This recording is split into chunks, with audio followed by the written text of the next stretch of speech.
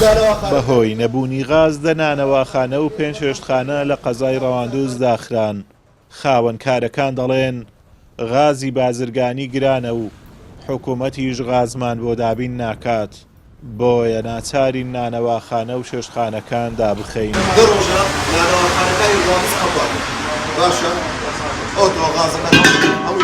وەکو نانەواخانە و مەتحەم و چایخانەکان باشە شاری ڕواندز ئێستا بۆ نمونەوە فڕنیە نانەواخانەیە نزیکەی 10 ڕۆژە قەپاتە جگە لەوەی خەڵک بێنام بووە ئەمە ئیشناکەین 5 ئایلە لەو نانەواخانەی ڕزقیان بڕایە یعنی بێ ڕزقوین لە ماڵی دانیشتینە هەوڕۆچینە قایمقامی گوتن کاکە چارەسەرێک ئیشتێک هەل لە دوڕا قایمقام بەمەی گوتی کاکە ئەزام لۆ غازیاتینە بڕۆ دەرێ چوونە کردیە بڕۆ بکەن سوکایەتی بەمە کرد ڕاستی عیف لۆ قایمقامی ئەو شاری ئەو نەوە قسانە بەمە بڵێتن. ئێ باشە لۆ سۆران وەربگری بە 8 و نیوی ئەمن بچم لتری غازی ئەوە شەوێتی کە ڕسمم لە عەدادی گرتووە لتری بە 1700 دیناری ئەگەر ئەمن یەک بتڵی پڕکەم نێزیک 22000 ڕاوەستی کرێت تەکسیش لێ بدەم قەلێنەی لۆ من 50000 ڕاوەستی لۆ من خلینە غازی بە 50000 بگۆڕمەوە کەچی نانەواخانە و مەطعەم و شتی دیکە وەربگرن هەمووی لەسەر 8500 یعنی یەک دنیا فەرقە ئەچی داواکاری لە قایمقامێکی ئەگەر قایمقام هیچی پێ نەکرێ سەرۆکلێژنە هیچی پێ نەکرێ ئەمەش لەبەر هەندێک بڕیارندا هەرچی مەطعەمە نانەواخانە کولێرە یعنی هەرچی هەیە ئەوە ئیش بە غازی بکە هەر هەموو قەپاتەکرێن هەتاوەکو ئەو چێشەندۆیەک لایەکەنەوە. ڕێژیان مەولود خاوەنی نانەواخانەیەکی ڕەواندوزە کە نەبوونی غاز 10 ڕۆژە کارەکانی وەستاندون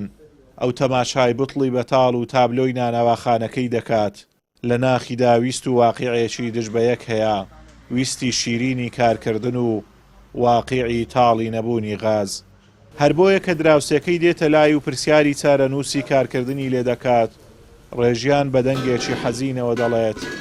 نایکەمەوە تا غاز پەیدا نەبێت. تا غاز پەیدا نەبی خەڵاس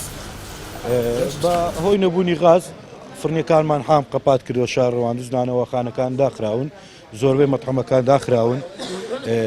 دوێنێ غاز هاتووە لۆ شاری ڕەواندز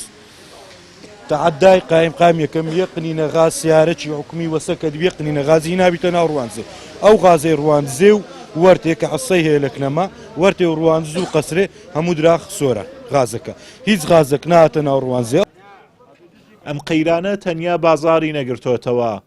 بەڵکو غازی ماڵانیش زۆر کەم بۆتەوە و بە ئەستەم دەست هاوڵاتیان دەکەوێت. داخستنی نانەواخانەکان و نەبوونی غاز بژێوی ژیانی ڕۆژانەی بەشێک لە خەڵکی ناوچەکەی بە تەواوی پەرخستووە. ئازادۆمەراوەی کەناڵی ئاسمانی پەیام قەزای ڕەواندوز.